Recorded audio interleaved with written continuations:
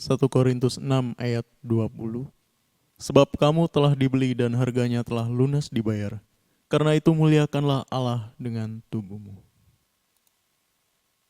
Baik, silakan Pastor. Shalom.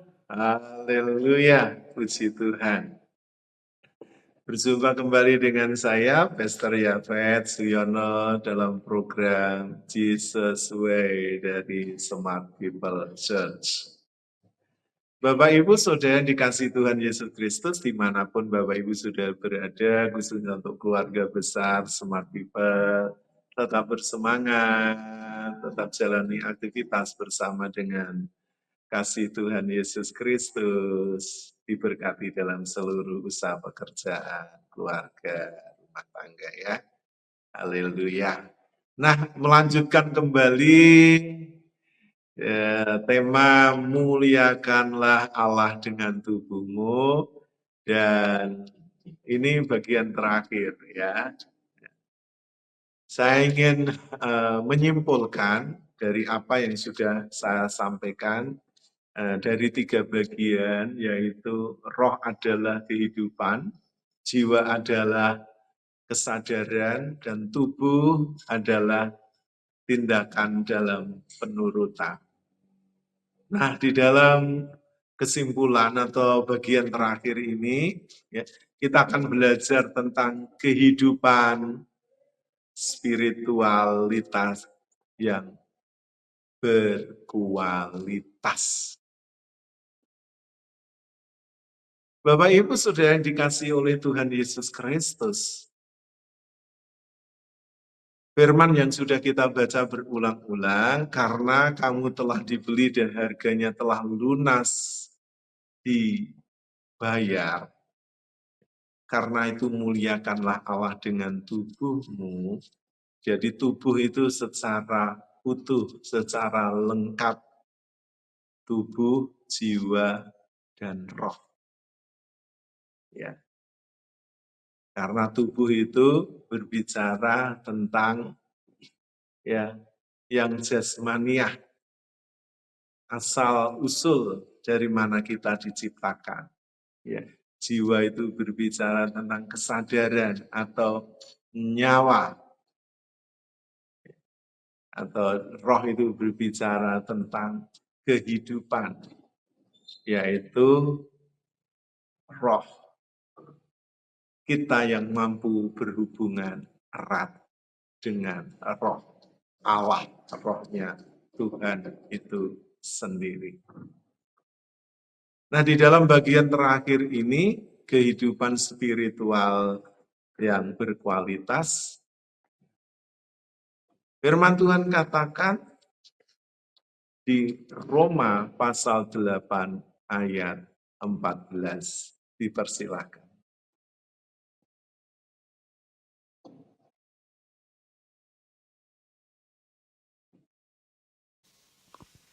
Roma 8 ayat 14. Semua orang yang dipimpin roh Allah adalah anak Allah. Puji Tuhan, terima kasih. Semua orang yang dipimpin oleh roh Allah adalah anak Allah. Jadi Tuhan, Allah, Bapa, itu mengakui seseorang sebagai anaknya, itu bukan pilih kasih, pilih-pilih. Kalau dari suku ini, dari kaum ini, ya, baru dia berhak atau layak memiliki kelayakan sebagai anak Allah. Memang Tuhan itu memiliki umat pilihan, yaitu bangsa Israel. Itu tidak bisa diganggu-gugat, karena itu adalah pilihan sejak dulu kala dari nenek moyangnya. Kita ini adalah bangsa yang tidak mengenal Allah dan kita dicangkokkan ke dalamnya. Oleh karena itu kita ini bersyukur, kita juga berhak ya memakai atau menyebut diri sebagai anak anak Allah. Tapi jangan berhenti di situ, Bapak Ibu Saudara. Kalau kita sudah anak Allah berarti ya kita ini sudah bebas melakukan ya banyak hal, apa yang kita sukai, apa yang kita senangi, ya. Sekalipun itu tidak sesuai dengan kemauan hati Tuhan. Sekalipun itu mungkin melukai hatinya Tuhan. Ada banyak orang yang menyebut dirinya anak Allah, tetapi hidup semaunya. Tidak mau dikontrol, tidak mau diatur, tidak mau dipimpin. Ya. Jadi orang itu hidup bebas begitu saja, menjadi ya orang Kristen yang liar, yang tidak bisa dikendalikan bahkan oleh Tuhan sendiri. Karena apa? Karena dia tidak mau tunduk, tidak mau takluk, tidak mau dikuasai, tidak mau dipimpin. Nah, tadi firman Tuhan katakan semua orang yang dipimpin Roh Allah. Semua orang, jadi tidak terkecuali. Karena itu Bapak Ibu tidak perlu minder. Bukan hanya kalangan hamba Tuhan, atau kaum terpelajar, atau orang-orang yang sudah belajar teologi. Ya, dia yang punya hak istimewa, gitu ya, yang punya privilege secara khusus, gitu, ya, menjadi orang-orang yang dikhususkan, gitu, yang eksklusif, yang berhak menyebut dirinya sebagai anak Allah. Tidak. Semua orang, Bapak Ibu Saudara, apapun kelas Bapak Ibu Saudara, entah orang kecil, orang dewasa, orang sederhana, orang kaya, orang miskin, kaum awam, para hamba-hamba Tuhan, pejabat, penguasa, pengusaha, semuanya punya status dan hak yang sama, ya, bahwa setiap orang yang percaya kepada Tuhan Yesus Kristus, dia berhak ya memposisikan dirinya sebagai anak Allah. Oleh karena itu Bapak Ibu jangan minder, jangan gitu ya. Karena kita orang kecil, kita orang sederhana, kita tidak memiliki gelar gitu, atau sekolah kita rendahan, lalu kita minder, kita merasa terkucil. Di dalam Tuhan tidak ada yang itu namanya diskriminasi. Kalau masih ada itu berarti orang itu tidak paham atau tidak mengerti hatinya Tuhan. Kalau orang masih diskriminasi, ya dia tidak layak disebut sebagai anak Allah atau orang Kristen, orang percaya. Karena apa? Dia masih memakai standar ganda. Ya. Tidak mampu menerima manusia dalam segala perbedaan atau level atau status sosial kedudukan. Masih membedakan yang namanya golongan gitu, atau strata sosialnya seperti itu. Atau kalau di agama yang lain itu ada yang namanya kasta. Sehingga ada yang kasta paling rendah, ada kasta kesatria, ada kasta brahmana yang paling tinggi, dan sebagainya. Di dalam kekristenan tidak mengenal seperti itu. Kalau orang masih ya memegang kebiasaan seperti itu, dia tidak layak disebut sebagai anak Allah. Semua orang yang dipimpin Roh Allah, dipimpin. Dari kata aku, artinya dipaksa. Untuk apa? Menurut. Mengapa harus dipaksa? Karena ada banyak watak-watak, sifat-sifat lama manusia lama kita ini ya yang masih belum berbentuk. Masih kasar, masih tajam, masih runcing, yang itu perlu yang namanya ditata, diukir, digosok, dihaluskan, supaya menjadi sesuai dengan apa yang Tuhan inginkan. Mengapa harus dipaksa? Karena ada banyak orang yang menyebut dirinya anak Allah, itu tidak bisa mengikuti irama atau kemauannya hati Tuhan. Dia mau menjadi anak Allah, tapi satu kakinya dia masih mau menikmati kehidupan, cara hidup orang-orang dunia. Masih mendua hati. Kekristenannya masih kanak-kanak, belum dewasa.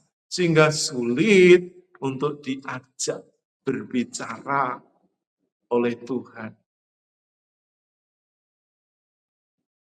Diajak untuk memikirkan pekerjaan Tuhan.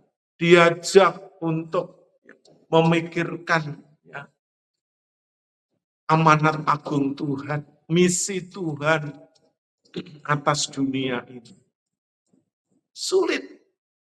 Maunya itu hidup enak, keluarga bahagia, sehat walafiat, punya tabungan banyak, ya, bisa jalan kemana-mana, ya, tanpa mengalami hambatan dan kesulitan. Semuanya serba running well is okay, tanpa kendala apapun. Dan maunya kalau mati masuk surga. Orang seperti ini adalah orang Kristen yang kanak-kanak.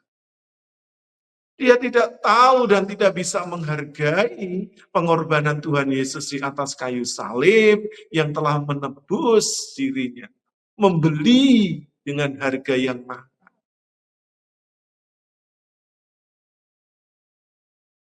Dia belum mengerti dan memahami kehendak Tuhan.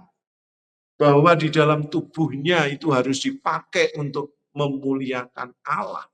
Bukan untuk kesenangan dirinya sendiri. Maka itu, kalau kita mau menjadi anak-anak Allah, kalau kita sulit diajak berbicara, sulit dinasehati, dan sulit untuk mengerti apa yang menjadi isi hati Tuhan, Bapak Ibu akan dipaksa dengan keadaan. Bisa mungkin mengalami sakit penyakit, usaha bangkrut, masalah dalam keluarga, rumah tangga. Bapak Ibu mengalami yang namanya dihimpit, dikucilkan, kehilangan pekerjaan, kedudukan, dan sebagainya. Keadaan-keadaan itu bisa dipakai Tuhan untuk memaksa Bapak Ibu Saudara, supaya Bapak Ibu Saudara itu mengikuti pimpinan, tuntunan, arahan, kemauan Tuhan. Kalau Bapak Ibu Saudara mau menjadi anak, Bapak Ibu Saudara harus meninggalkan cara hidup kanak-kanak seperti Rasul Paulus di dalam 1 Korintus 13 itu ya. Dulu ketika dia kanak-kanak, dia berpikir ya seperti anak-anak, berperilaku seperti anak-anak.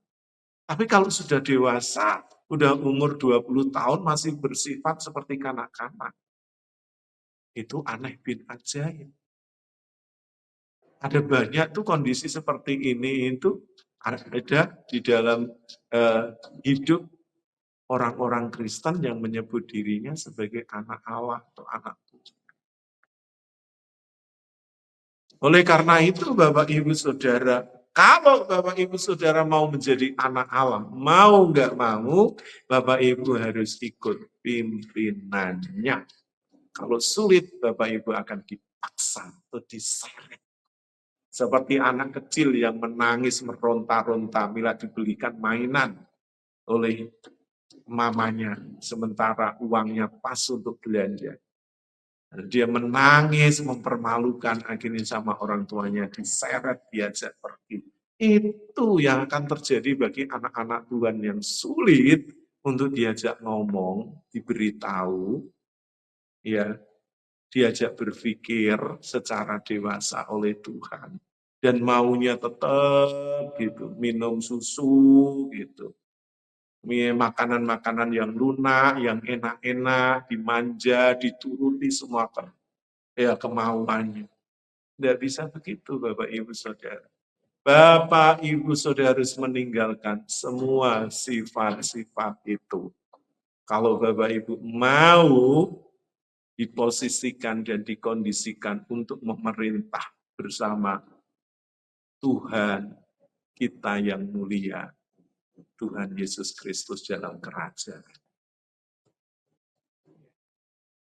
Nah, kita akan membaca ayat yang selanjutnya. Apa yang disampaikan oleh Tuhan Yesus kepada orang-orang Yahudi yang percaya melalui pemberitaannya. Di dalam Yohanes 8 ayat yang ke-31 dipersilahkan.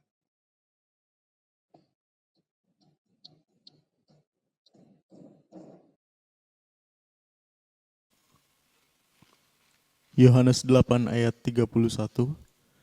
Maka katanya kepada orang-orang Yahudi yang percaya kepadanya, "Jikalau kamu tetap dalam firman-Ku, kamu benar-benar adalah murid-Ku."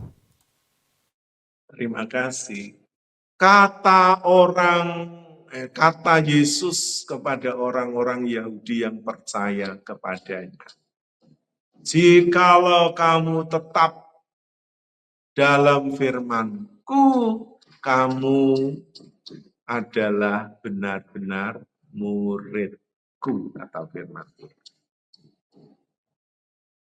Kata tetap tinggal, meno, artinya itu tetap berada di tempatnya, tidak bergeser, tidak berubah. Jadi tetap kuat, tertanam, tertancap kepada firman, kepada pengajaran, tidak tergoyahkan oleh apapun. Sekarang kan banyak berkembang yang namanya ajaran-ajaran kekristenan sesuai dengan tafsir dari masing-masing hamba Tuhan yang menyampaikan. Tapi kebenaran Alkitab, kebenaran firman Tuhan, apa yang ditulis di Alkitab dari Kejadian sampai Wahyu, itu adalah mutlak. Tidak bisa diganti, tidak bisa ditambah, tidak bisa dikurangi. Bahkan Tuhan sendiri ngomong barang siapa menambah atau mengurangi, ya firman Tuhan, ya Tuhan katakan orang itu seharusnya dipakaikan apa? Batu kilangan. Dan dia diceburkan ke laut, ditenggelamkan, dimatikan. Jadi kalau kita tidak tetap tinggal di dalam kebenaran, tertancap dengan kuat, tidak bergeser oleh pengaruh apapun, ajaran, pengaruh, paham, sistem yang kita dapat, sebagus apapun, kalau itu tidak sesuai dengan firman Tuhan, Bapak, Ibu, Saudara berhak untuk menolaknya, tidak menerimanya. Bapak, Ibu tidak punya kewajiban untuk mengikuti atau menjalankan apa yang dikatakan orang. Bapak, Ibu, Saudara harus lebih tunduk kepada perintah firman Tuhan. Karena kalau tidak, seperti firman Tuhan katakan, barang siapa yang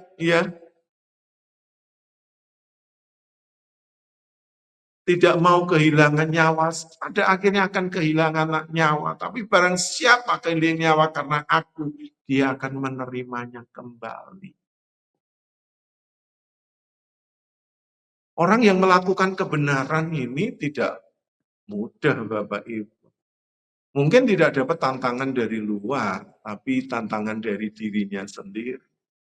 Ingat ya, di dalam bagian kedua tentang jiwa adalah kesadaran bahwa pusat peperangan itu ada di dalam jiwa, medan pertempuran ada dalam jiwa, melalui pikiran, perasaan, kehendaknya.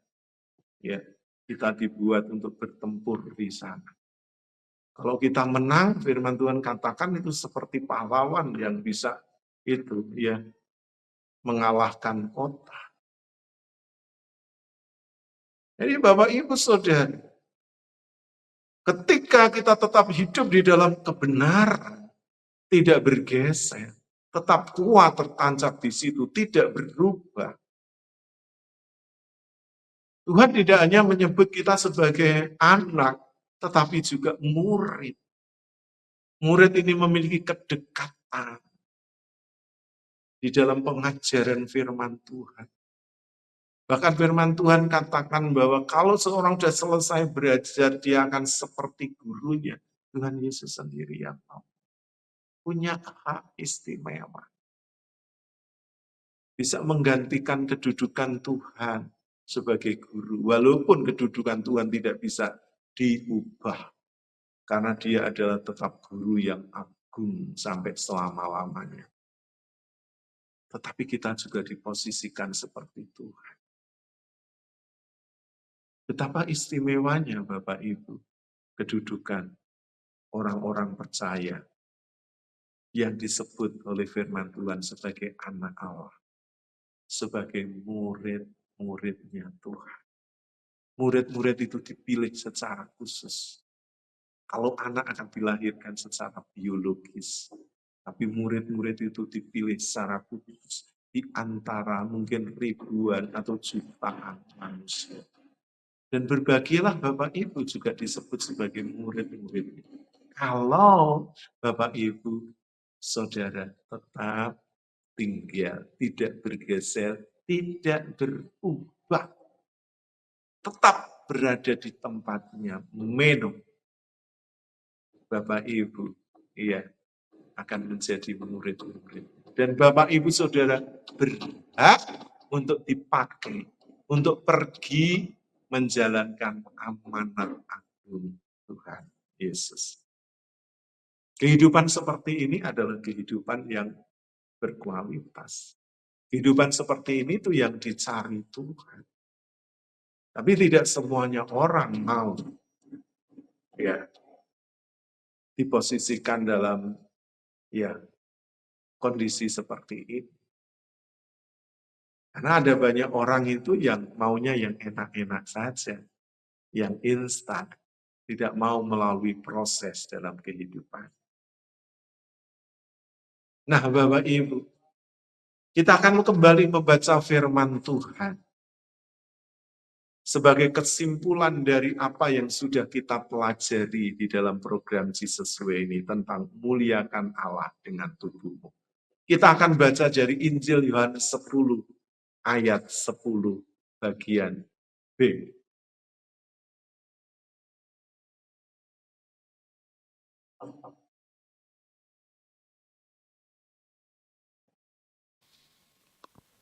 Yohanes 10 ayat 10b. Aku datang supaya mereka mempunyai hidup dan mempunyainya dalam segala kelimpahan. Terima kasih Mr. Verdi. Aku datang supaya mereka mempunyai hidup dan mempunyainya dalam segala kelimpahan. Bapak Ibu, mari kita coba berpikir secara benar ketika membaca ayat ini. Seringkali orang mengkonotasikan ayat ini itu kelimpahan secara jasmani. Atau itu dikukur dengan nilai-nilai rupiah yang akan diterima oleh seseorang. Karena dia sudah percaya dan menerima Yesus Kristus sebagai Tuhan. Sebab hidupnya telah dibeli dan harganya sudah lunas dibayar. Dan dia sudah memuliakan Allah melalui tubuhnya, melalui tubuh, jiwa, dan juga rohnya. Sehingga dia berhak mendapat kelimpahan. Baik kelimpahan secara rohani dan jasmani. Haleluya. Kalau hidup Bapak Ibu itu sesuai dengan kehendak Tuhan, dengan rencana Tuhan, dengan apa yang Tuhan sedang kerjakan atas hidup Bapak Ibu Saudara. Jangan pernah khawatir, teman-teman. Kalau tadi saya katakan Bapak Ibu sebagai anak Allah, saya tanya kepada Bapak Ibu yang sudah berkeluarga dan punya anak. Apakah anak Bapak Ibu harus selalu atau setiap hari berkata, ya, Ma, Pa, sediakan makan, belikan tas, belikan baju, sepatu, bayar uang SPP, dan sebagainya. Sebagai orang tua yang baik, Bapak Ibu punya kewajiban menyediakan apa yang anak-anak Bapak Ibu butuhkan. Itulah tanggung jawab orang tua terhadap anaknya. Kalau kata firman Tuhan, Bapa di dunia tahu memberi pemberian yang baik, kata firman Tuhan. Apalagi Bapa kita yang di surga. Apakah Bapak di surga tidak lebih bertanggung jawab daripada Bapak yang ada di dunia ini? Pastinya ya. Bapak di surga jauh lebih bertanggung jawab atas hidup anak-anaknya.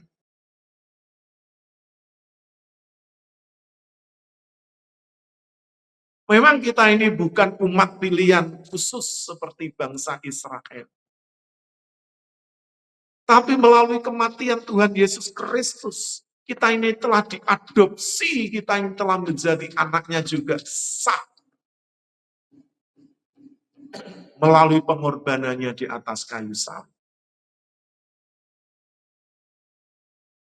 Jadi kalau hidup Bapak Ibu memuliakan Allah melalui tubuhmu, melalui hidupmu, Bapak Ibu sebagai anak Allah, dan Bapak Ibu mau dipimpin hidup sesuai dengan aturan perintah dari Tuhan. Dan Bapak Ibu tetap berada di dalam kebenaran, tidak bergeser, tetap ada di tempatnya, tidak berubah. Bapak Ibu punya kelayakan untuk diutus, dijadikan murid-muridnya menjadi saksi, memberitakan Injil ke seluruh dunia. Bukankah itu sebuah kehormatan? Mungkin kita bukan seperti pejabat atau penguasa yang memiliki pengaruh yang luas di sebuah daerah atau negara. Tapi tahukah Bapak Ibu?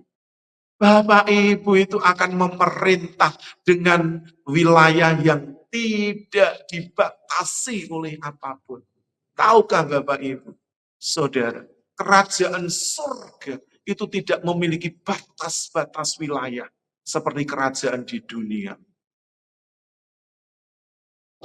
Tak terbatas, Bapak Ibu. Jadi apa yang harus kita saksikan? Kalau kita ini adalah anak, kalau kita ini adalah murid. Aku datang supaya mereka memiliki hidup. Hidup di sini, ya, ada dua makna. Yang pertama itu bios. Itu kehidupan pada umumnya. Kehidupan rata-rata makhluk ciptaan yang ada di dunia ini. Bapak Ibu percaya enggak bahwa rumput itu ciptaan Allah? Bapak Ibu percaya enggak bahwa pohon itu ciptaan Allah? Bapak Ibu sudah percaya nggak bahwa ikan, hewan itu ciptaan Allah, burung-burung di udara ciptaan Allah? Sama bukan dengan kita. Kita juga ciptaan Allah.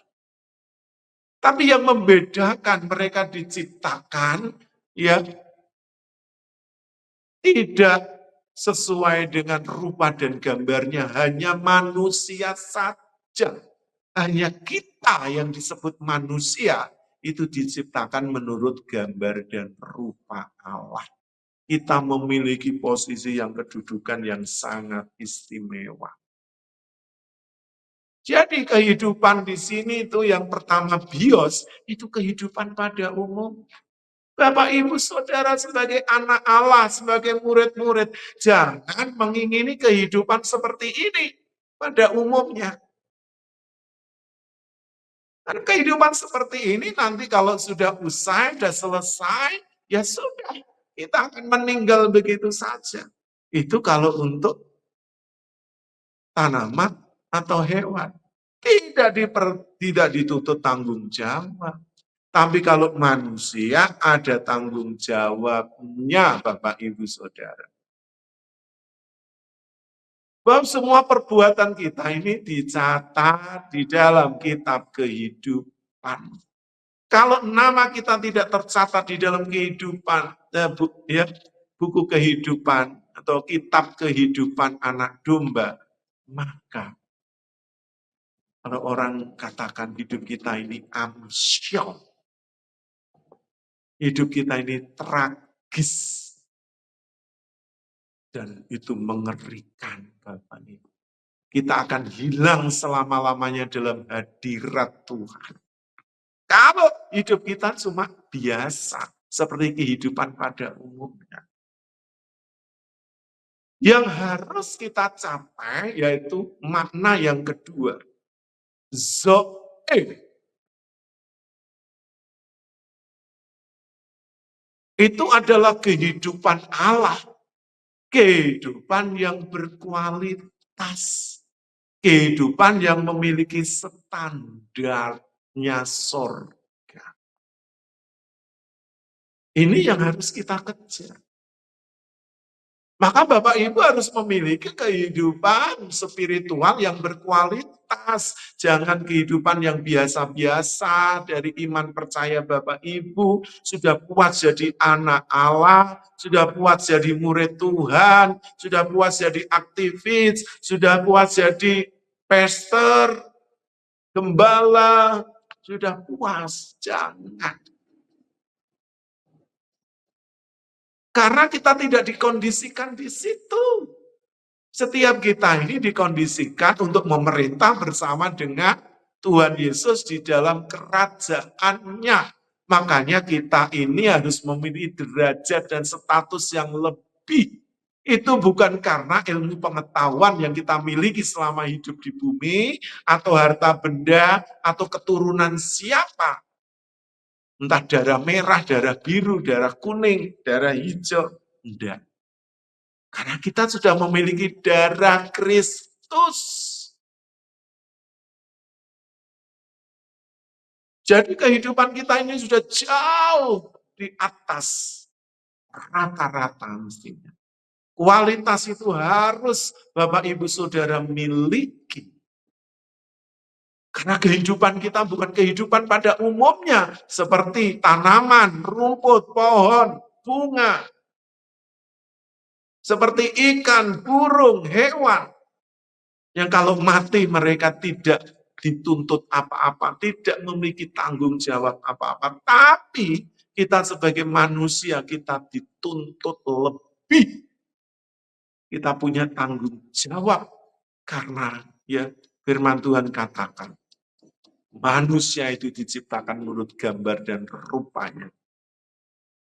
Diciptakan laki-laki dan perempuan. Manusia itu hidup dihembuskan oleh nafasnya Allah sendiri, rohnya Allah sendiri. Makanya kita ini punya tanggung jawab yang besar, bukan kepada alam semesta, bukan kepada tentara langit, tapi kepada Allah Bapa, Tuhan Yesus Kristus yang sudah menciptakan kita, yang sudah menebus kita dengan harga yang lunas dibayar di atas kayu salib.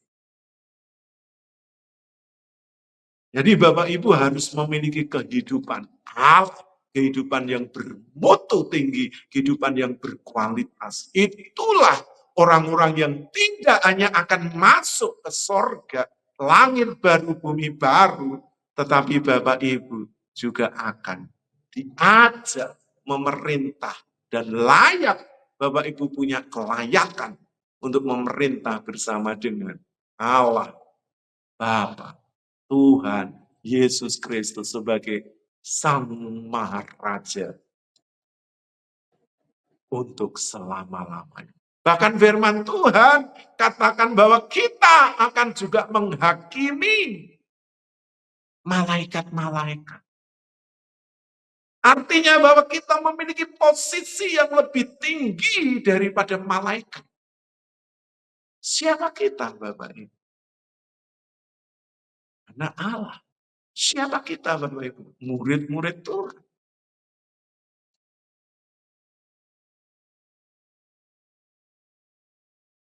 Alangkah berbahagianya kalau Bapak Ibu Saudara mengerti, memahami akan hal ini.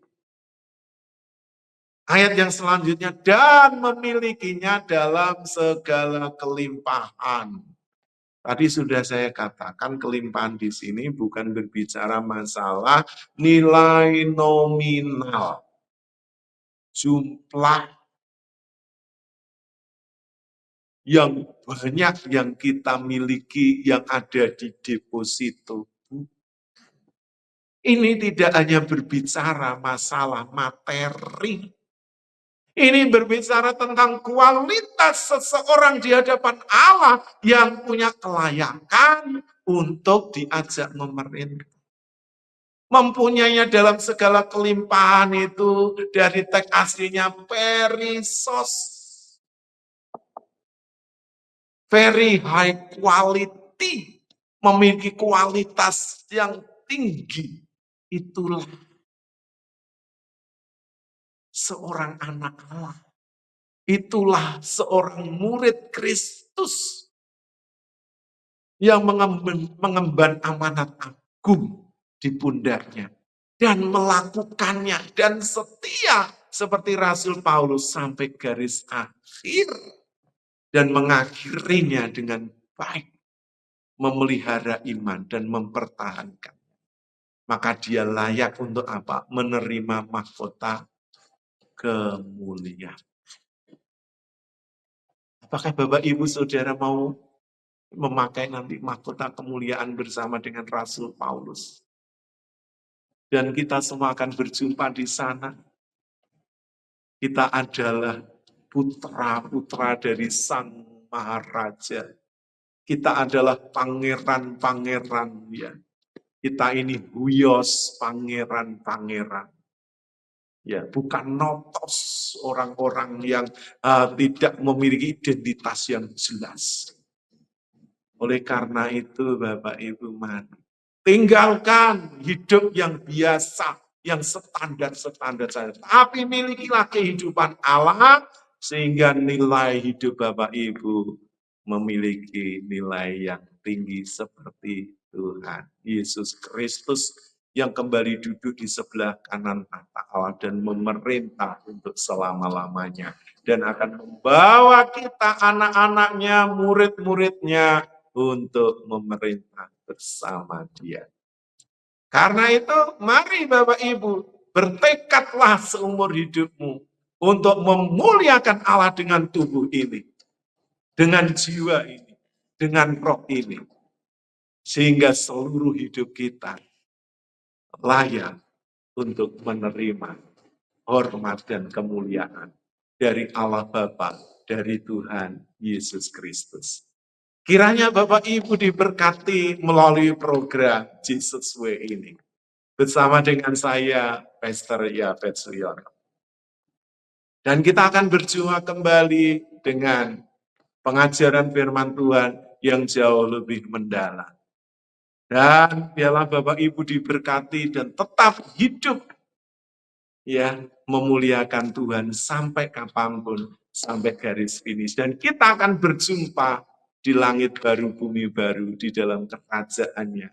Dan di atas kepala Bapak Ibu Saudara ada mahkota-mahkota, mahkota kemuliaan, mahkota kebenaran, mahkota kehidupan, mahkota kesetiaan. Karena kita memiliki kehidupan yang berkualitas. Tuhan Yesus memberkati kita semua, memberkati pastor senior kita, Bapak Pastor Abraham Renvi, memberkati tim dari media sosial dari Smart People Church. Thank you buat Mr. Ferdi, thank you buat Pastor Samuel, Pastor Lenny, dan semuanya, Bapak Ibu Saudara, keluarga besar Smart People Church. Sampai berjumpa kembali, dan sebelum kita berpisah, mari kita mengakhiri dengan doa. Segala puji, hormat, dan syukur kami naikkan kepadamu Bapa di surga. Terima kasih untuk ajaranmu, untuk kebenaranmu, untuk firmanmu. Biarlah hidup kami tetap ada di track yang benar, sehingga hidup kami akan terus memuliakan Engkau sampai garis akhir. Terima kasih, berkati seluruh pengurus di Smart People Church, Pastor Abraham Renvi, Tuhan, Pastor Lenny, Pastor Samuel, dan Mr. Ferdi yang mengelola Tuhan, pelayanan Tuhan melalui media ini. Terima kasih sekali lagi Bapak Ibu seluruh keluarga besar Smart People dan pendengar yang mengikuti program ini kiranya diberkati. Kami bersyukur karena boleh mengambil bagian di dalam pelayanan ini. Inilah Tuhan hamba-Mu dalam segala kekurangan dan keterbatasan terus mengabdikan diri dan memberi hidup untuk kemuliaan Tuhan. Terpujilah nama-Mu di dalam nama Tuhan Yesus Kristus. Kami akhiri program Jesus Way ini di dalam nama Tuhan Yesus. Haleluya, haleluya, amin. Terima kasih sekali lagi, sampai berjumpa kembali. Tuhan Yesus memberkati. Shalom.